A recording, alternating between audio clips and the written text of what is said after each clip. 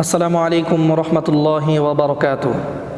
আপনারা যেখান থেকে আমাদের ইসলামিক টিপস মিডিয়াকে দেখছেন, সকলকেই জানাই আন্তরিক মোবারকবাদ ও অভিনন্দন। আজকে আমি কুরবানির বিষয়ে তিনটি মাসআলা আপনাদের সামনে পেশ করব। 1 নাম্বার, কুরবানি কোন কোন প্রাণী দ্বারা আমরা করব। 2 নাম্বার মাসআলা, 7 ভাগে কুরবানি করা জায়েজ কিনা। 3 নাম্বার মাসআলা, মৃত ব্যক্তির পক্ষ থেকে কুরবানি করা যাবে কি না। প্রথমে আমরা জানব যে কোন পশু দ্বারা কুরবানি করা যায়। এটা সঠিক মাসআলা হলো ওট, গরু, মহিষ, ছাগল, ভেড়া, দুম্বা এগুলো দ্বারা কুরবানি করা জায়েজ। কিন্তু যেগুলো গৃহপালিত পশু না, যেমন হরিণ এবং বন্য গরু, এগুলো দ্বারা কুরবানি করা জায়েজ নয়।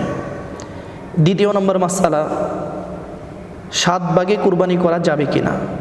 হ্যাঁ, 7 ভাগে অবশ্যই কুরবানি করা যাবে, তবে সেক্ষেত্রে আমাদের লক্ষ্য রাখতে হবে প্রত্যেকটি শরীকের নিয়ত এবং টাকা, এই সব বিষয় অবশ্যই সঠিক থাকতে হবে। নিয়ত ঠিক থাকতে হবে এবং টাকা হালাল থাকতে হবে।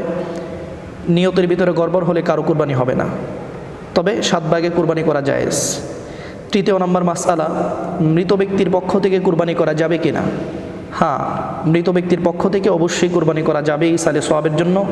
তবে সেক্ষেত্রে যদি মৃত ব্যক্তি ওসিয়ত করে যায় যে আমার মৃত্যুর পরে আমার সম্পত্তি থেকে আমার জন্য কুরবানি করবে, সেক্ষেত্রে অবশ্যই তার সম্পত্তির 3 ভাগের 1 ভাগ থেকে কুরবানি করে সেই গোশতটা সকলকে, অর্থাৎ গরিব এবং মিসকিনকে বিলিয়ে দিতে হবে, নিজে খাওয়া যাবে না।